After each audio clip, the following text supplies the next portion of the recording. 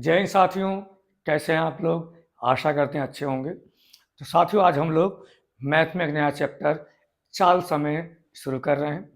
तो आइए इसके बेसिक कॉन्सेप्ट के बारे में हम लोग जानकारी लेते हैं। दोस्तों, चाल बराबर दूरी बटे समय होता है। चाल बराबर दूरी बटे समय होता है। दोस्तों, यदि चाल को हम लोग एस से रिप्रेजेंट करें और दूरी को डी से रिप्रेजेंट करें तो एस बराबर डी बटे टी, यानी कि समय टी हो गया। चाल बराबर दूरी बटे समय। यहाँ से दोस्तों यदि मैं दूरी की वैल्यू निकालूं तो दूरी बराबर क्या होगा, क्रॉस मल्टीप्लाई करेंगे तो चाल गुणे समय आएगा। और यहाँ से समय कितना आएगा, समय बराबर आएगा दोस्तों दूरी बटे चाल, यानी कि चाल एस जो है दूरी के बटे में आएगी, समय बराबर दूरी बटे चाल आएगा। दोस्तों, ये बात हमें मालूम होनी चाहिए। चाल बराबर दूरी बटे समय, समय बराबर दूरी बटे चाल और दूरी बराबर चाल गुणे समय, ये हमें मालूम होनी चाहिए। अब दोस्तों, यहाँ पे जो चाल हमें दी जाएगी, या तो चाल दी जाएगी किलोमीटर प्रति घंटा में या चाल दी जाएगी मीटर प्रति सेकंड में। हमने मान लिया कि यदि चाल हमारी 1 मीटर प्रति सेकंड है तो 1 मीटर प्रति सेकंड का मतलब क्या है 1 मीटर और बटे में 1 सेकंड, ये इस बात का मतलब होगा। अब दोस्तों, यदि हम इसको चेंज करें, यदि इसको किलोमीटर प्रति घंटे में हम चेंज करें तो 1 किलोमीटर में 1000 मीटर होता है। 1 किलोमीटर में दोस्तों कितना होता है, तो 1 किलोमीटर में 1000 मीटर होता है दोस्तों। तो यदि मैं मीटर को किलोमीटर में चेंज करूंगा तो 1 बटे में 1000 दोस्तों क्या बनेगा, ये बनेगा किलोमीटर। क्या बन जाएगा, तो ये बनेगा किलोमीटर। अब यदि मैं 1 सेकंड को मैं घंटा बनाऊं तो दोस्तों 1 सेकंड में हम यदि 60 से भाग देंगे तो ये बनेगा मिनट, और फिर एक और 60 से हम भाग देंगे तो बनेगा घंटा। यानी कि यहाँ से दोस्तों 2 जीरो कैंसिल हो गए। अब ये 6 संग 36 ही जाएगा ऊपर, तो 36 बटे आ गया 10, यानी कि ये वैल्यू कितना बना, 2 से 18 बार और 2 से 5 बार। तो दोस्तों, अब यहाँ पे यदि यहाँ से क्या निष्कर्ष निकला, यहाँ से निष्कर्ष ये निकला कि यदि चाल हमारी मीटर प्रति सेकंड में है और हम उसमें 18/5 से हम गुणा कर दें तो ये चाल हमारे किलोमीटर प्रति घंटा में चेंज हो जाएगी। यानी कि यहाँ से क्या निष्कर्ष निकला, यहाँ से ये निष्कर्ष निकला कि यदि चाल मीटर प्रति सेकंड में है, यदि चाल मीटर प्रति सेकंड में है और उसमें हम 18/5 से गुणा कर दें तो ये चाल किस में बन जाएगी, ये चाल किलोमीटर प्रति घंटा में बन जाएगी। यानी कि इसको ऐसे समझेंगे, यदि हमारी चाल x मीटर प्रति सेकंड है तो इसी चाल में हम यदि 18/5 से हम गुणा करते हैं तो ये चाल किलोमीटर प्रति घंटा में चेंज हो जाती है। अब इसी प्रकार यदि हमें चाल किलोमीटर प्रति घंटा में दी जाए, यदि चाल हमारी किलोमीटर प्रति घंटा में दी जाए तो इसमें दोस्तों हम यदि 5/18 से इसमें 5/18 से गुणा कर दें तो ये चाल हमारी मीटर प्रति सेकंड में चेंज हो जाएगी। ये बात हमें ध्यान देना है। यानी कि यदि चाल हमारी x किलोमीटर प्रति घंटा है तो इसी में हम यदि 5/18 से गुणा कर दें तो ये चाल मीटर प्रति सेकंड हमारी बन जाएगी। और यदि चाल हमारी मीटर प्रति सेकंड में है, यदि चाल हमारी मीटर प्रति सेकंड में है और इसमें हम 18/5 से हम गुणा कर दें तो ये चाल किलोमीटर प्रति घंटा में चेंज हो जाएगी। ये बात दोस्तों में ध्यान देना है। यदि दूरी हमारी किलोमीटर में होगी तो हमें समय घंटे में लेना है, यदि दूरी मिनट में होगी तो हमें समय सेकंड में लेना है। इसी बेसिस पे हमसे एग्जाम में सवाल पूछे जाते हैं। तो आइए, सवाल नंबर पहला क्या है, कोई कार 144 किलोमीटर की दूरी 1.8 घंटे में तय करती है। यदि उसकी चाल 20% अधिक कर दें और दूरी दोगुनी कर दें तो कितना समय लगेगा। तो सबसे पहले दोस्तों हम यहाँ पे चाल निकाल लेंगे। हम यहाँ पे कार की चाल निकाल लेंगे। तो यहाँ पे कार की चाल कितनी होगी, दूरी बटे समय। हम लोग ये बात अभी समझ चुके हैं। तो यहाँ पे दूरी कितनी है, 144, और यहाँ समय कितना है, तो 1.8 है। पॉइंट हटाया, 0 बढ़ाया, 18 अट्ठे 144। तो यहाँ पे दोस्तों चाल कितनी आ गई, यहाँ पे कार की चाल आ गई 80 किलोमीटर प्रति घंटा। अब यहाँ सवाल में क्या कहा गया है कि यदि दूरी हम दोगुनी कर दें और चाल 20% बढ़ा दें तो कितना समय लगेगा। तो समय बराबर क्या होता है दोस्तों, समय बराबर होता है दूरी बटे चाल। अब यहाँ दूरी कितनी है, अब दूरी पहले से दोगुनी है। पहले हमारी दूरी 144 किलोमीटर थी, अब इसी का डबल कर देंगे तो ये आ गई दूरी, और बटे में चाल। अब चाल कितना है, पहले से 20% अधिक है। तो दोस्तों अब 80 का 20% अधिक, यानी परसेंट मतलब 100 में 20 बढ़ा के, तो ये वैल्यू कितनी हो गई, ये वैल्यू हो गई 120%। तो दोस्तों समय निकालना है, दूरी बटे चाल है, दूरी कितनी है, पहले की दोगुनी दूरी हो गई और चाल पहले से 20% बढ़ चुकी है। अब इसको हम सॉल्व करेंगे दोस्तों। तो यहाँ 20 चौक 80 और 20 पंजे 100, और 5 से कटेगा 24 बार।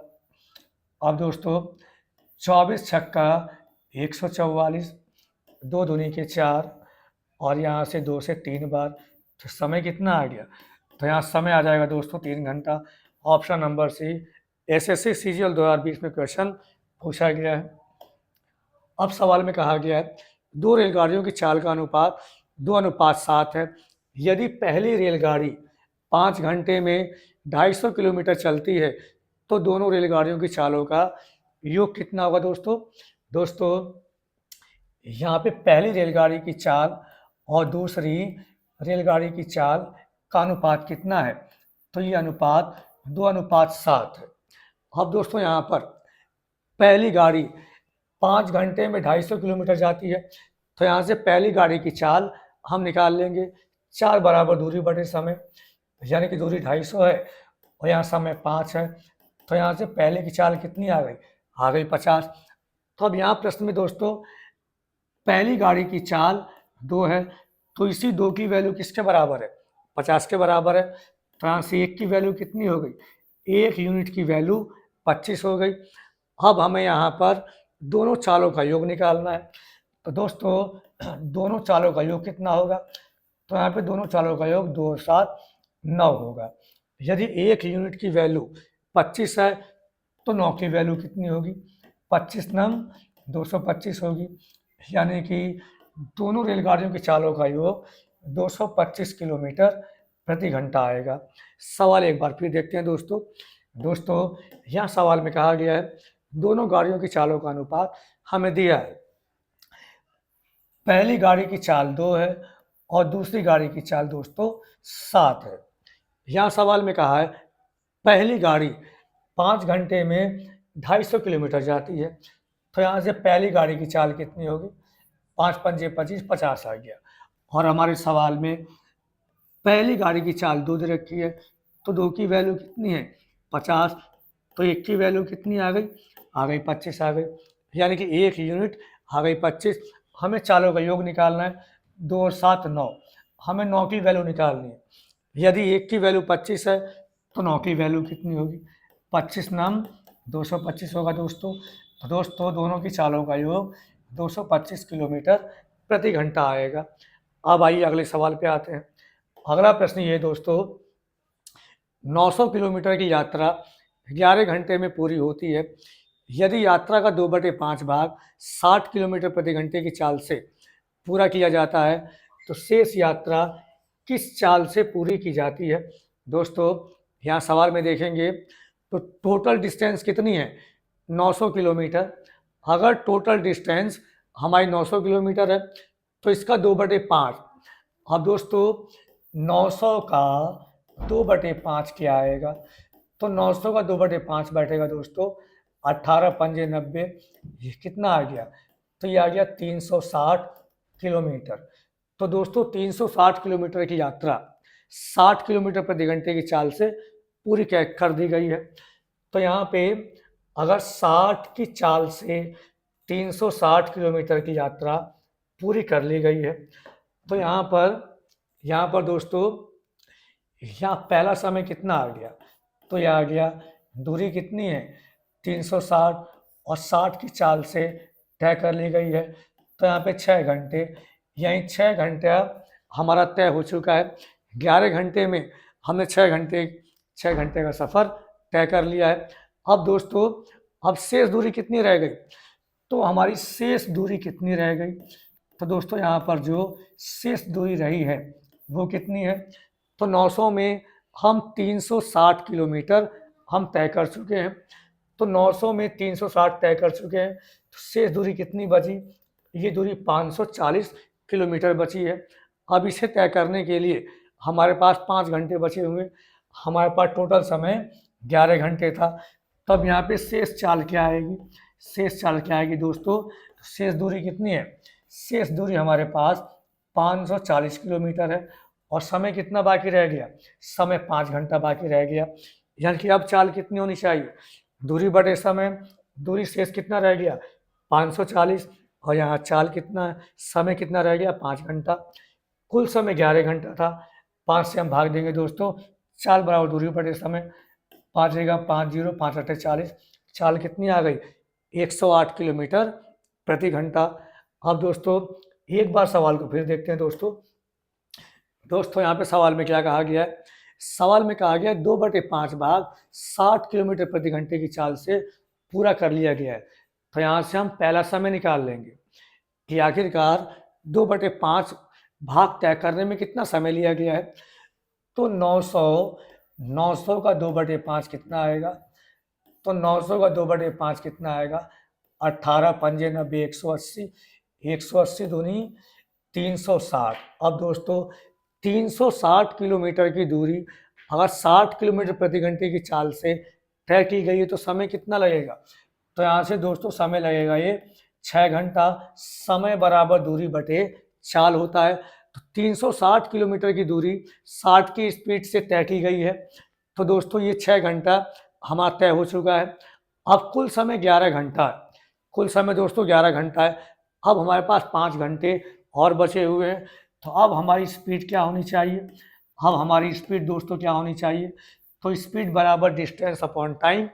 अब दोस्तों टाइम कितना बचा, अब दोस्तों 900 किलोमीटर कुल दूरी थी, 900 किलोमीटर का 2/5 हम लोगों ने तय कर लिया है, तो इसी 900 का 3/5 बचा होगा शेष दूरी।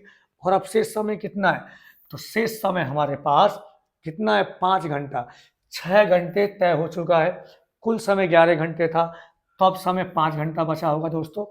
तो 5 पंजे 25, 25 चौका 100, 9 चौक 36 और 36 तिहाई दोस्तों 108, यानी कि 108 किलोमीटर प्रति घंटा की चाल से शेष दूरी तय की होगी। अब आइए अगले सवाल पे आते हैं। अगला सवाल इस सवाल में टाइपिंग मिस्टेक है, इसको छोड़ देंगे दोस्तों। अब सवाल नंबर आएंगे 5 पर। सवाल नंबर 5 में कहा गया है 2 शहरों के बीच की दूरी 50 किलोमीटर प्रति घंटे की चाल से 7 घंटे में तय की जाती है। चाल कितनी बढ़ानी चाहिए कि 2 घंटे का यात्रा का समय बच जाए। अब दोस्तों यहाँ पे सवाल को समझना, सवाल में कहा गया है 2 शहरों के बीच की दूरी 50 किलोमीटर प्रति घंटे की चाल से 7 घंटे में तय की जाती है। चाल कितनी बढ़ाई जानी चाहिए कि 2 घंटे यात्रा का समय बच जाए। यानी कि दोस्तों यहाँ पे 2 शहरों की दूरी कांस्टेंट हो गई, एक शहर ये रहा, एक शहर ये रहा, इन दोनों के बीच की दूरी, यहाँ सवाल में दूरी कांस्टेंट है। यदि दूरी कांस्टेंट हो, हम ये बात जानते हैं कि चाल बराबर दूरी बटे समय होता है। यदि डिस्टेंस कांस्टेंट हो जाए, यदि डिस्टेंस नियत हो जाए, यदि दूरी कांस्टेंट हो जाए, तो दोस्तों चाल समय का व्युत्क्रमानुपाती होता है, यानी कि चाल समय का उल्टा होता है। यदि चाल अधिक होगी तो समय कम लगेगा, यदि चाल कम होगी तो समय ज़्यादा लगेगा दोस्तों, ये कॉन्सेप्ट है। यानी कि चाल समय का उल्टा होता है। यदि दूरी कांस्टेंट है तो चाल समय का उल्टा होता है। ये हमारा कॉन्सेप्ट है। तो दोस्तों अब यहाँ पे देखते हैं, यहाँ सवाल में कहा गया है अगर पहला समय हमारा 7 घंटा है तो अब दूसरा समय कितना है। यहाँ सवाल में कहा गया है समय 2 घंटे यात्रा बच जाए, यानी कि पहले 7 घंटा लग रहा था, 7 में 2 बचाएंगे तो अब समय कितना लगना चाहिए, अब समय 5 लगना चाहिए। तो दोस्तों अब यहाँ पे डिस्टेंस क्या है, अब डिस्टेंस कांस्टेंट है। यदि डिस्टेंस कांस्टेंट है तो चाल और समय उल्टा होता है, यानी कि अब चाल का अनुपात कितना होगा, हम समय को पलट देंगे। जो समय दूसरा था वो बन जाएगी पहली चाल, और जो समय पहला था वो बन जाएगी हमारी दूसरी चाल। दोस्तों समय चाल का उल्टा होता है, यानी कि दोस्तों अगर समय दिया है हम समय को पलट देंगे तो बन जाएगी चाल। यानी कि अब चाल कितना हो गया, अब हमारी चाल 5, पहले चाल 5 थी तो अब चाल 7 हो गई। अब यहाँ 5 की वैल्यू हमें सवाल में 50 किलोमीटर प्रति घंटा हमें दिया है, यानी कि पहली चाल हमें सवाल में दे दी 50, यानी 5 की वैल्यू कितनी है 50, तो 1 की वैल्यू कितनी हो गई 10 हो गई। हमें चाल में वृद्धि निकालनी है, हमें चाल में दोस्तों वृद्धि निकालनी है, तो वृद्धि कितने की हो गई 5 से बढ़ के 7, यानी कि वृद्धि हमारी 2 यूनिट की हो गई। यदि 1 की वैल्यू 10 है तो 2 की वैल्यू कितनी हो गई 10 दहाई 20, यानी कि हमें चाल 20 किलोमीटर प्रति घंटा दोस्तों बढ़ानी पड़ेगी। ऑप्शन नंबर 20 का राइट आंसर है। अब दोस्तों अगले प्रश्न पे आते हैं। अगला प्रश्न ये है, एक रेलगाड़ी द्वारा 5 वाई माइनस 1 घंटे में 125 वाई घन माइनस 1 किलोमीटर की दूरी तय करता है, तो हमें रेलगाड़ी की चाल निकालनी है। दोस्तों हमें रेलगाड़ी की चाल निकालनी है। हम ये बात जानते हैं कि speed is equal to distance upon time, यानी कि दोस्तों चाल बराबर क्या होता है, दोस्तों चाल बराबर होता है दूरी बटे समय। चाल बराबर दूरी बटे समय होता है। तो आइए देखते हैं। अब यहाँ पर दोस्तों यहाँ दूरी कितनी है, दूरी है 125 वाई घन माइनस के 1, और बटे में समय कितना है, समय है 5 वाई माइनस का 1। तो दोस्तों हम ये बात जानते हैं, हम 125 वाई क्यू को 5 वाई का होल क्यू हम यहाँ पे लिख सकते हैं दोस्तों। तो दोस्तों हम यहाँ पर इसको क्या लिख सकते हैं दोस्तों, तो 5 वाई का होल क्यूब माइनस 1 का होल क्यूब। अब दोस्तों ये बात हम जानते हैं कि ए क्यूब माइनस बी क्यूब की वैल्यू क्या होती है, तो ए माइनस बी एक ब्रैकेट में और दूसरे ब्रैकेट में ए स्क्वायर प्लस बी स्क्वायर और प्लस ए बी। हम ये फार्मूला यहाँ पे खोल देंगे दोस्तों। तो ए माइनस बी एक ब्रैकेट में, यानी कि 5 वाई माइनस 1 एक ब्रैकेट में, दूसरे ब्रैकेट में ए स्क्वायर यानी कि 25 Y square plus B square, एक का square 1 plus A B 5 Y into 1, तो ये वैल्यू कितनी बनेगी, ये वैल्यू बनेगी 5 वाई, और बटे में क्या है चाल बराबर दूरी बटे समय। तो यहाँ समय कितना है 5 वाई माइनस का 1, ये वैल्यू कैंसिल हो जाएगा, तो आंसर क्या बनेगा 25 वाई क्यू प्लस 1 प्लस के 5 वाई। ऑप्शन नंबर डी इसका राइट आंसर होगा दोस्तों, यहाँ पे प्लस कर लेंगे, तो ऑप्शन नंबर डी इसका राइट आंसर है दोस्तों। दोस्तों आज इतना ही पढ़ेंगे। वीडियो कैसा लगा लाइक और शेयर करें। जय हिंद।